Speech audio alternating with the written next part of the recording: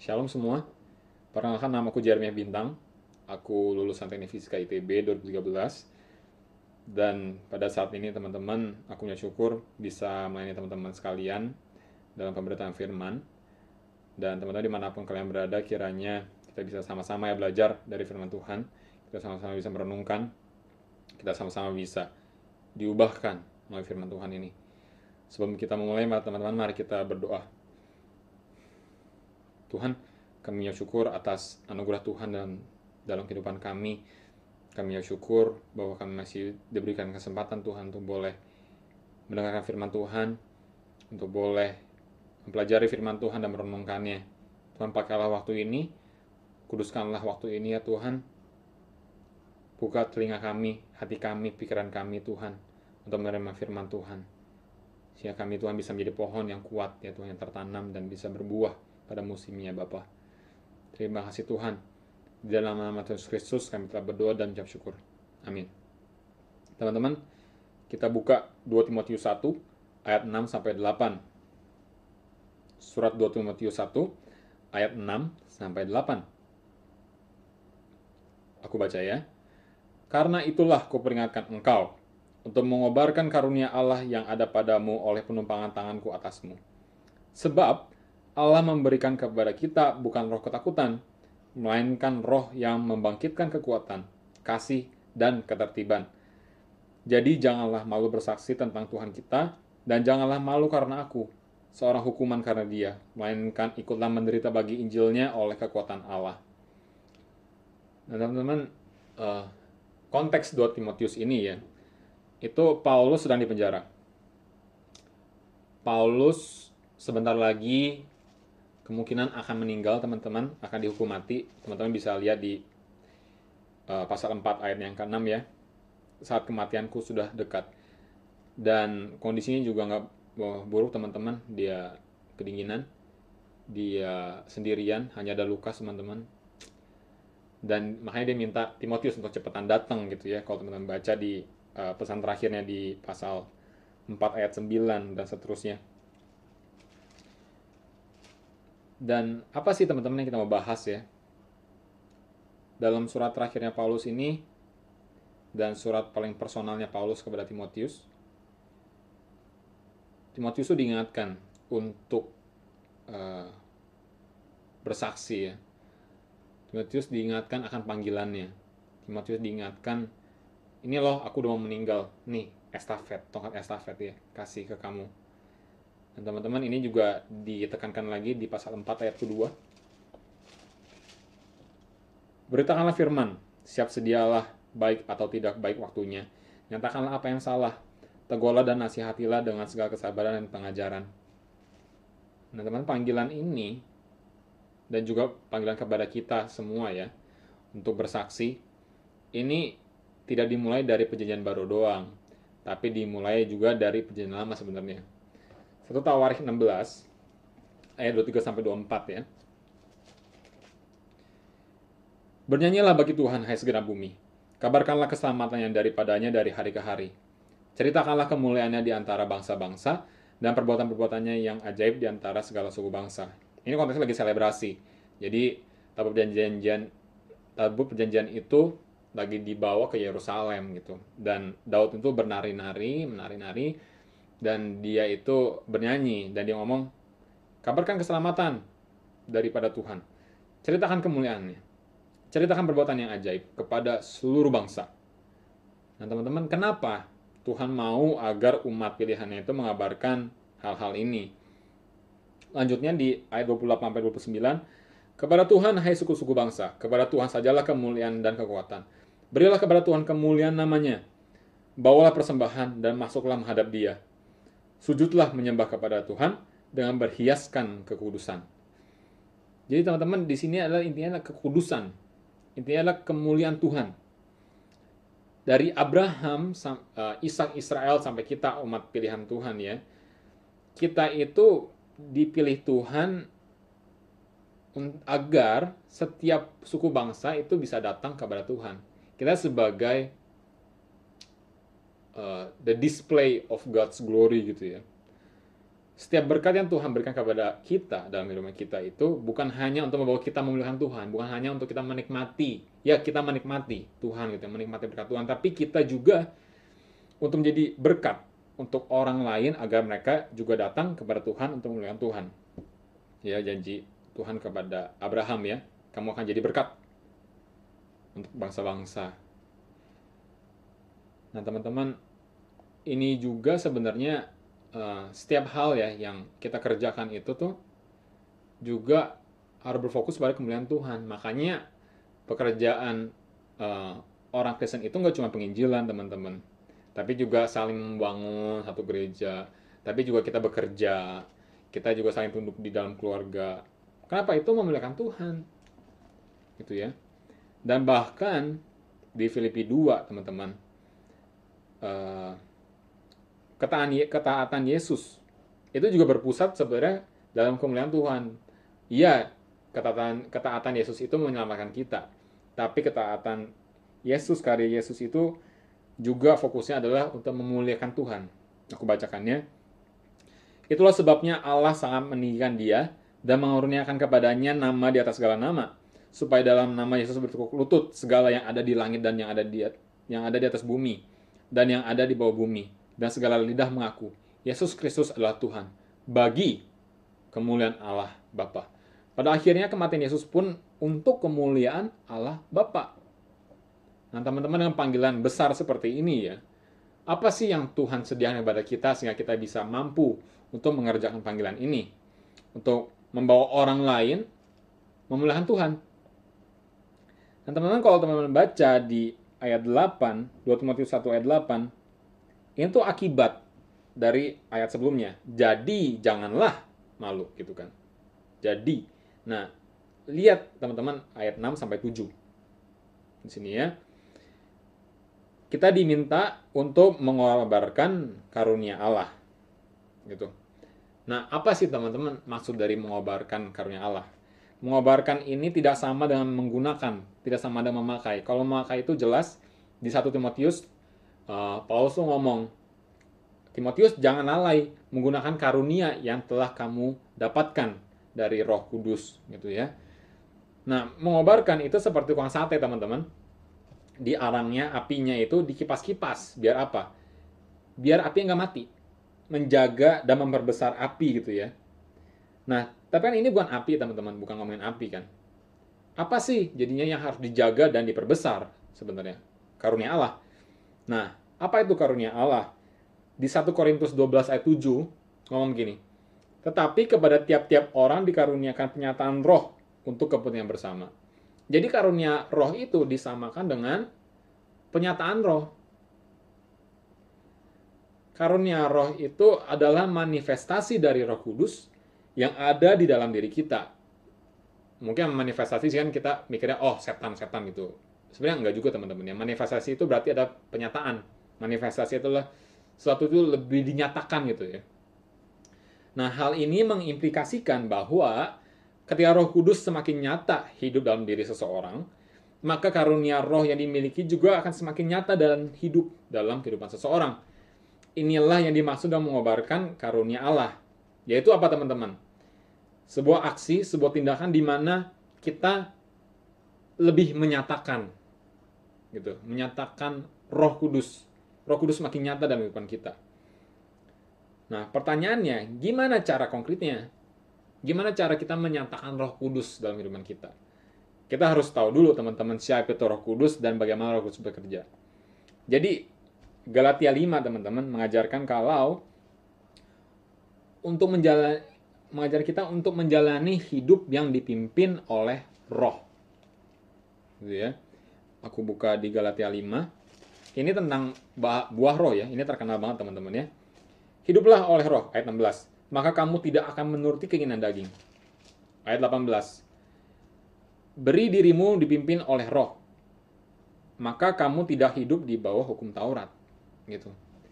Jadi teman-teman, walaupun kita sudah dibenarkan ya, kita tuh nggak sekonyong-konyongnya langsung perfect gitu. Tapi di Ordo Salutis ya, Ordo Saluti itu urutan kita diselamatkan. Jadi ketika kita diregenerasi dan kita dibenarkan dan kita disanctify, regenerasi adalah kita dijadikan kreasi yang baru, kita jadi ciptaan yang baru. Kalau C.S. Lewis tuh ngomong, kamu bukan jadi orang yang lebih baik, tapi seperti mainan diubah menjadi manusia.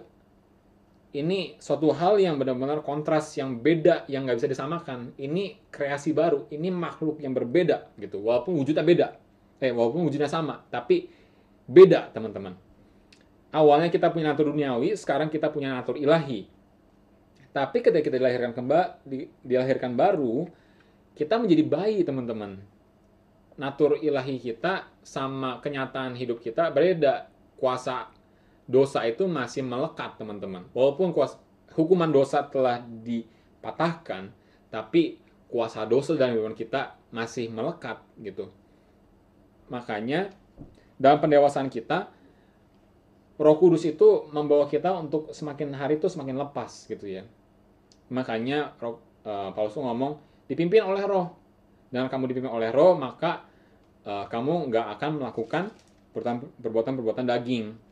Perbuatan daging semakin pudar, sedangkan buah Roh, teman-teman, buah Roh itu semakin nyata. Buah Roh itu juga nyata ketika Roh Kudus semakin nyata dalam kehidupan kita gitu ya. Nah, apa sih yang dimaksud dengan dipimpin oleh Roh? Apakah kita kedukun? Apa kita ngerasa-rasa gitu ya, aduh apa ya Tuhan mau apa ya, Roh Kudus feelingku kayaknya Roh Kudus mau aku melakukan ini gitu ya. Nggak semata-mata tentang itu teman-teman, bahkan jauh daripada itu. Jadi kalau ini ada urutannya gitu ya, jadi teman-teman perhatikan. Jadi Efesus 5 ayat 18 ngomong gini, janganlah kamu mabuk oleh anggur, karena anggur menimbulkan hawa nafsu, tapi hendaklah kamu penuh dengan Roh. Hendaklah kamu penuh dengan Roh. Apa itu maksudnya penuh dengan Roh? Yohanes 7 ayat 37 sampai 39 ngomong Yesus itu mengajak orang-orang tuh datang meminum air kehidupan gitu kan. Nah, air kehidupan itu dijelaskan di ayat itu adalah Roh Kudus. Nah, apa sih maksudnya meminum Roh Kudus? Apa sih maksud penuh dengan Roh itu berarti kita meminum Roh gitu. Apa maksud meminum Roh? Roma 8 ayat 5 tuh, sebab mereka yang hidup menurut daging memikirkan hal-hal yang dari daging, mereka yang hidup menurut Roh memikirkan hal-hal yang dari Roh. Jadi teman-teman, kalau teman-teman meminum Roh, teman-teman itu meminum hal-hal yang dari Roh.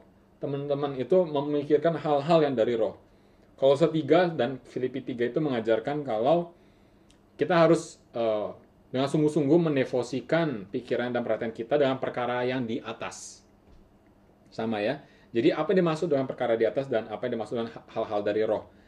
Di 1 Korintus 2 ayat 6-16 itu mengacu kepada pengajaran-pengajaran para rasul mengenai Tuhan, mengenai rencananya, mengenai sifatnya gitu. Dan Yohanes 6 ayat 63 juga mengacu kepada hal-hal yang Yesus katakan dan ajarkan.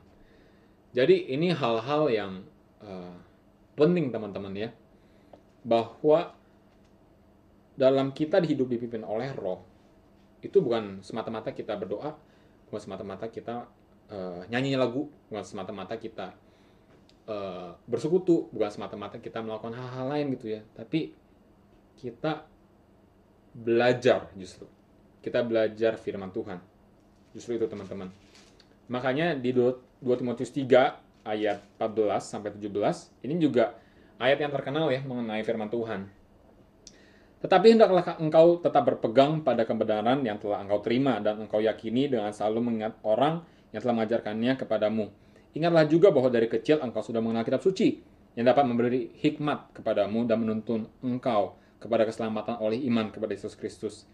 Segala tulisan yang diilhamkan Allah memang bermanfaat untuk mengajar, untuk menyatakan kesalahan, untuk memperbaiki kelakuan, dan untuk mendidik orang dalam kebenaran. Dengan demikian, tiap-tiap manusia kepunyaan Allah diperlengkapi untuk setiap perbuatan baik. Teman-teman, belajar firman Tuhan, baca firman Tuhan, renungkan firman Tuhan. Mazmur 1 ngomong apa teman-teman? Renungkan firman Tuhan siang dan malam, sehingga kita bisa menjadi pohon yang seperti di tepi aliran sungai, yang tumbuh kuat dan akhirnya berbuah pada musimnya. Dan buah ini adalah buah Roh itu teman-teman. karunia roh yang semakin nyata, hidup kita yang semakin dikuduskan, buah roh yang semakin nyata dalam kehidupan kita. Nah, teman-teman, selain itu, ya, apa sih hubungannya dengan roh, dengan buah roh itu dengan ayat 8 ya? Jangan malu bersaksi. Apa hubungannya di sini? Teman-teman, Roh Kudus itu adalah pribadi ya, seorang pribadi. Dan teman-teman di ayat 7, sebab Allah memberikan kepada kita bukan roh ketakutan, melainkan roh yang membangkitkan kekuatan, kasih, dan ketertiban. Ini penting teman-teman. Roh itu yang nyata dalam hidup kita, dia punya karakter. Karakternya apa? Sifatnya apa? Dia adalah roh yang maha kuat, roh yang maha kasih, dan roh yang maha tertib gitu ya.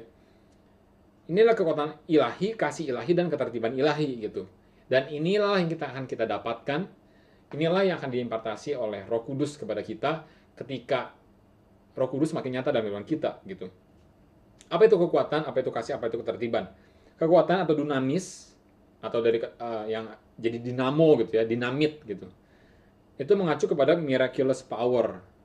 Makanya Yesus itu ngomong ke murid-muridnya di Lukas ya, Lukas 24 ayat 49 sama Kisah Rasul 1 ayat 8, stay di sini, stay di Yerusalem, sampai kamu dapat kekuatan, dapat kuasa dari atas, sehingga kamu baru bisa jadi saksiku gitu kan, di seluruh bumi, di seluruh dunia gitu, dari sini sampai ujung bumi gitu.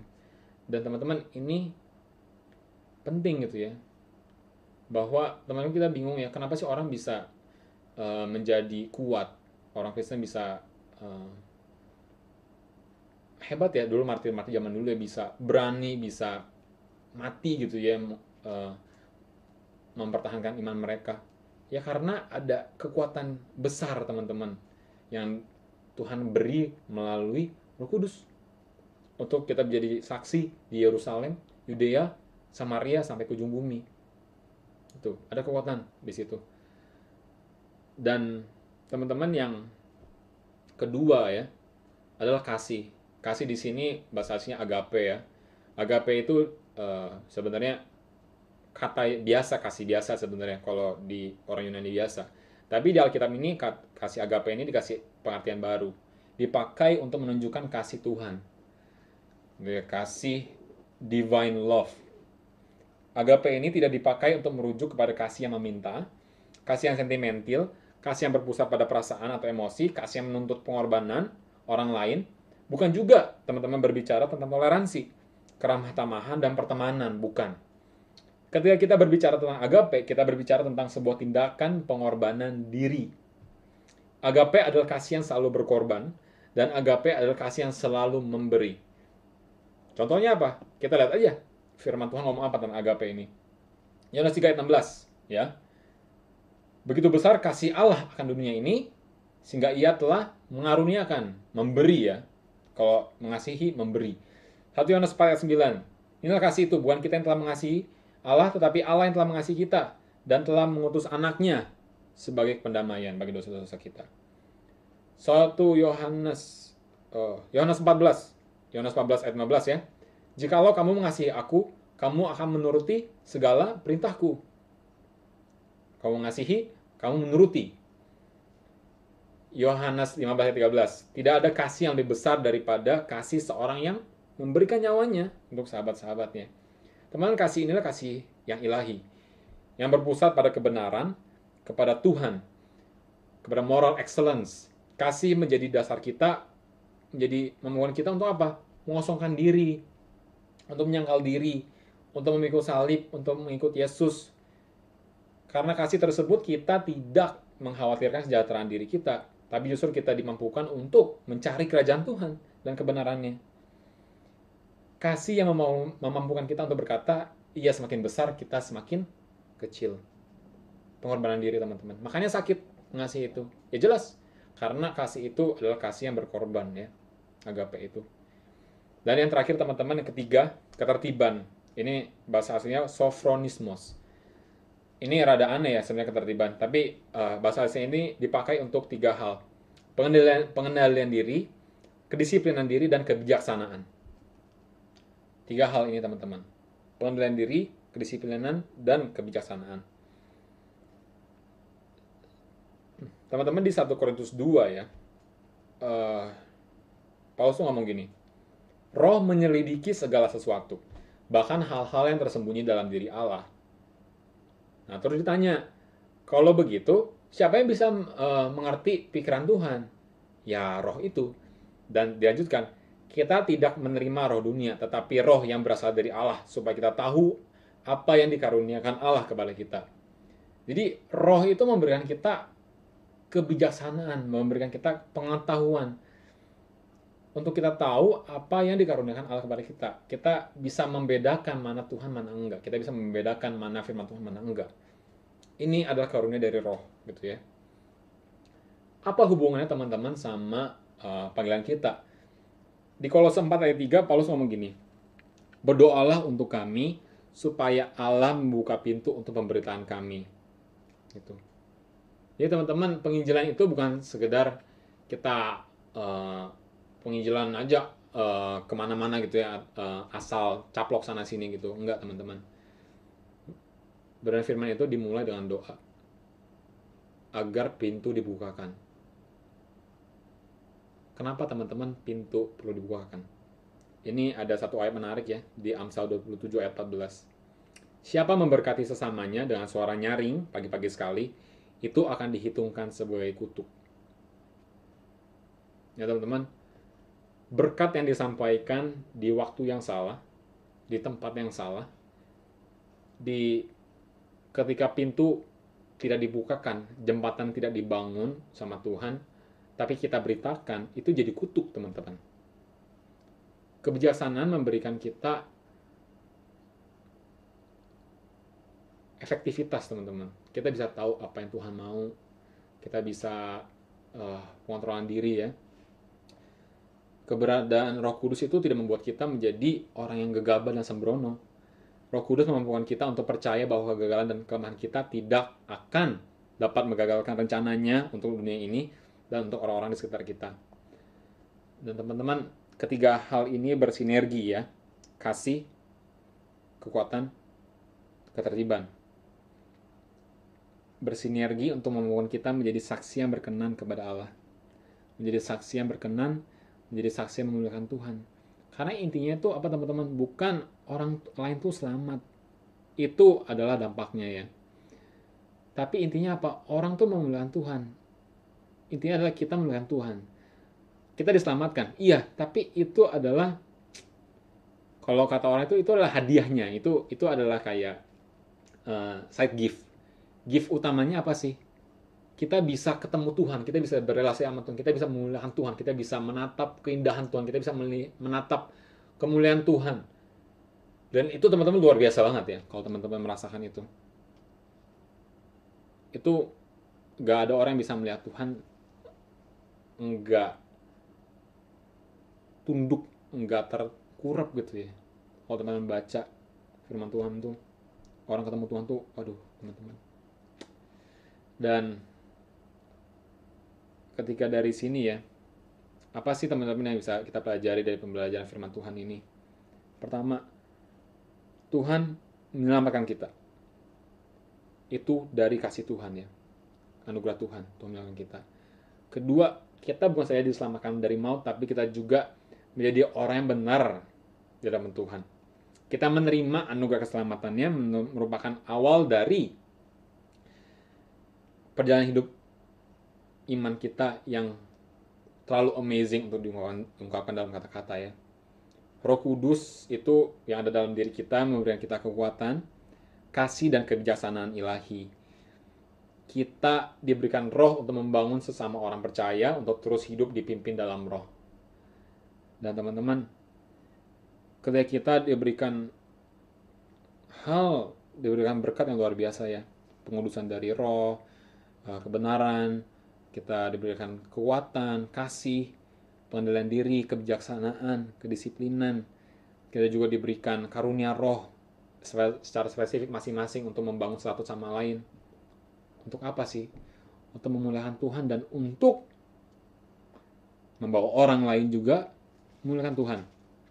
Teman-teman, aku mau tutup ya. Sekali lagi aku mau tutup dengan 2 Timotius 4 ayat 2-5. Beritakanlah firman, siap sedialah, baik atau tidak baik waktunya. Nyatakanlah apa yang salah, tegurlah dan nasihatilah dengan segala kesabaran dan pengajaran. Karena akan datang waktunya, orang tidak dapat lagi menerima ajaran sehat, tetapi mereka akan mengumpulkan guru-guru menurut kehendaknya, untuk memuaskan keinginan telinganya. Mereka memalingkan telinganya dari kebenaran dan membukanya bagi dongeng. Teman-teman, ini sama sekali gak memuliakan nama Tuhan ya, ketika orang-orang tuh mengumpulkan guru-guru yang jadi gereja itu mengikuti dunia gitu. Gereja itu mengikuti dunia. Harusnya orang datang ke gereja itu mengikuti gereja. Gereja itu ada untuk menjadi mercusuar, untuk menjadi terang dan garam. Harusnya orang datang ke gereja itu jadi mirip kayak gereja, jadi mirip yang diubah gitu loh. Bukan gereja itu semata-mata untuk menjangkau zaman kita harus ubah gini-gini segala macam gitu ya. Teman-teman, itu hal yang gak esensial. Yang esensial itu apa? Orang yang datang itu dikuduskan. Orang yang datang itu bersama-sama menjadi gereja di seluruh zaman itu menjadi umat kudusnya Allah gitu. Yang menghargai kekudusan Allah gitu. Dan yang terakhir ayat kelimanya, tetapi kuasailah dirimu dalam segala hal. Kuasai, teman-teman. Sabarlah menderita. Lakukanlah pekerjaan pemberita Injil dan tunaikanlah tugas pelayananmu. Dan teman-teman, ini semua 4 ayat ini dibuka dengan apa? Di hadapan Allah dan Kristus Yesus yang akan menghakimi orang yang hidup dan yang mati, aku berpesan dengan sungguh-sungguh kepadamu demi penyataannya dan demi kerajaannya. Ini sungguh-sungguh teman-teman, penting. Demi penyataannya dan demi kerajaannya. Teman-teman, kalau teman-teman berdoa doa Bapa kami ya, Bapa kami di surga, dikuduskanlah namamu, datanglah kerajaanmu, jadilah kehendakmu di bumi seperti di surga. Ya teman-teman, inilah suatu pleading ya, permintaan kita untuk Tuhan tuh menyatakan. Dan teman-teman, dengan cara inilah Paulus ngomong, aku sungguh-sungguh demi penyataan kerajaan Tuhan, kita memberitakan firman Tuhan.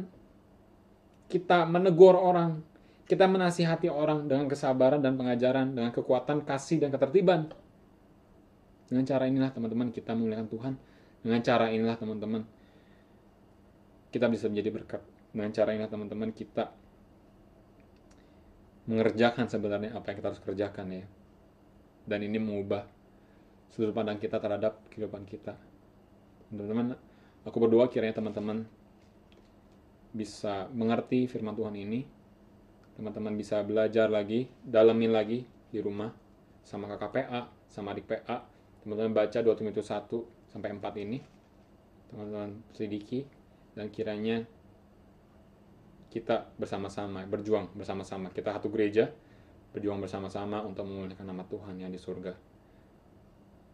Satu kata terakhir, kalau teman-teman merasa, aku nggak merasa aku orang yang baru, aku nggak merasa aku, setelah aku ngomong aku percaya Tuhan, tapi naturku sama-sama aja, teman-teman, mungkin teman-teman belum diselamatkan.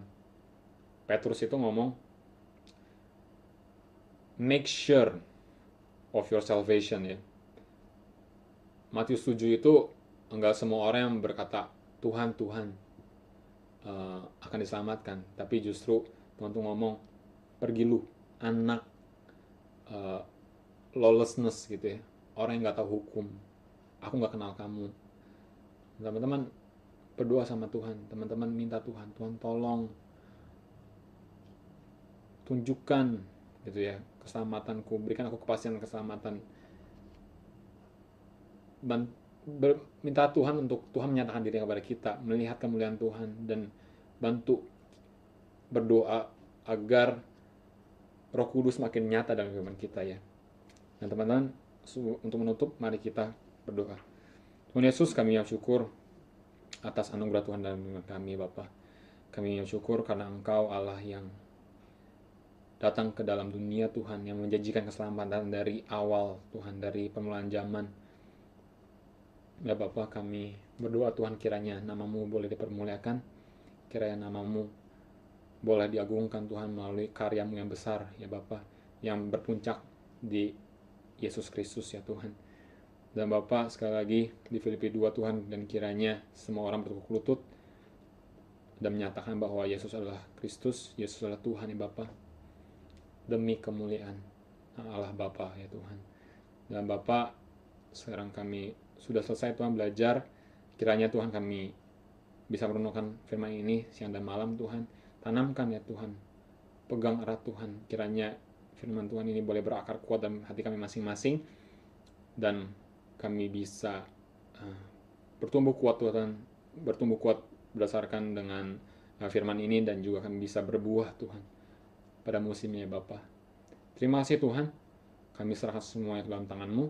Di dalam nama Tuhan Yesus Kristus kami telah berdoa dan ucap syukur. Amin.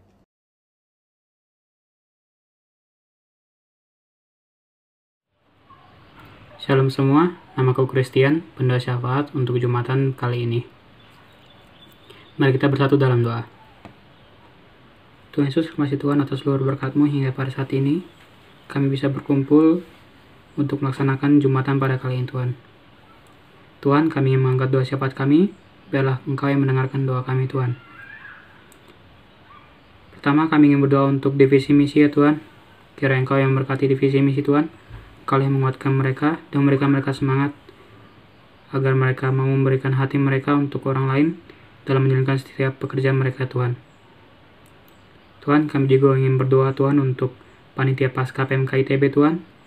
Biarlah kiranya di tengah kondisi pandemi Tuhan, Engkau yang terus menguatkan mereka Tuhan, agar mereka dapat menjalankan tugasnya dengan baik Tuhan. Dan juga Tuhan, mampukanlah mereka untuk bisa mencari lebih dalam tentang makna Paskah yang sebenarnya Tuhan, sehingga Paskah yang ada pada tahun ini Tuhan bisa memberikan nilai pengubahan bagi tiap-tiap orang.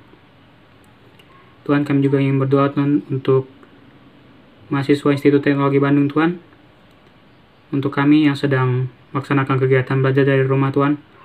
Biarlah kiranya Engkau yang memberikan kami semangat agar kami tidak bermalas-malasan dalam kegiatan perkuliahan Tuhan. Dan juga Tuhan, biarlah kiranya Engkau memberikan hasil yang terbaik bagi kami Tuhan untuk setiap ujian yang akan datang Tuhan. Karena kami tahu Tuhan bahwa setiap usaha kami tidak akan sia-sia jika kami bersamamu ya Tuhan. Tuhan, kami juga ingin berdoa Tuhan untuk bangsa dan negara kami Tuhan. Berkatilah bangsa dan negara kami Tuhan. Berkatilah para pemimpin-pemimpin kami Tuhan. Berikanlah mereka kebijaksanaan ya Tuhan, agar mereka bisa membuat kebijakan yang terbaik bagi rakyat, terutama dalam kondisi pandemi yang ada saat ini Tuhan. Tuhan, Engkau tahu ya Tuhan, kondisi kami pada saat ini. Telah terjadi pandemi Corona Tuhan di seluruh belahan dunia. Berikanlah kami kekuatannya Tuhan untuk bisa melalui pandemi ini dengan baik Tuhan. Biarlah kiranya Engkau yang melindungi setiap tim medis dan semua orang yang terlibat dalamnya Tuhan. Para dokter, perawat, supir ambulan, dan lain-lain. Kiranya Engkau yang menjauhkan mereka Tuhan dari penyakit ini ya Tuhan, agar mereka bisa terus menjalankan tugasnya dengan baik. Dan juga Tuhan, untuk orang-orang yang mengalami kehilangan sumber pekerjaannya Tuhan, mengalami kehilangan sumber penghasilan Tuhan, biarlah kiranya Engkau yang mengetuk pintu hati semua orang yang bisa membantu Tuhan. Biarlah kami bisa saling tolong-menolong, meringankan beban saudara-saudara kami Tuhan. Dan juga Tuhan, biarlah Engkau yang mencukupkan kami Tuhan atas semua yang kami miliki Tuhan. Tuhan, kami juga ingin berdoa Tuhan untuk penginjilan yang ada pada saat ini Tuhan. Kami ingin berdoa untuk misi penginjilan yang dilakukan ke suku-suku yang belum terjangkau Tuhan. Biarlah kiranya Engkau yang melembutkan hati suku-suku itu Tuhan, agar mereka mau menerima Engkau sebagai juru selamat mereka Tuhan.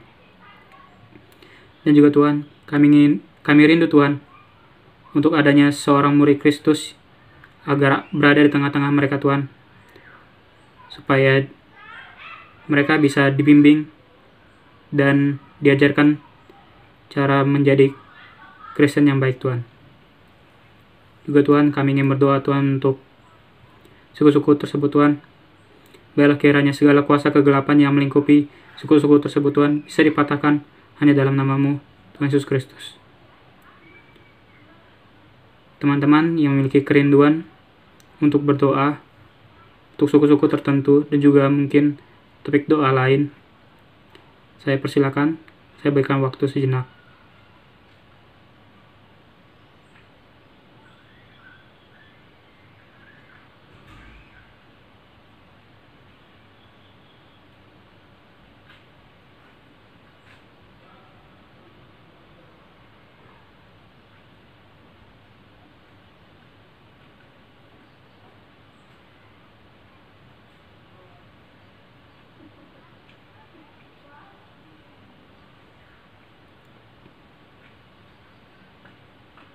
Itulah doa syafaat kami ya Tuhan.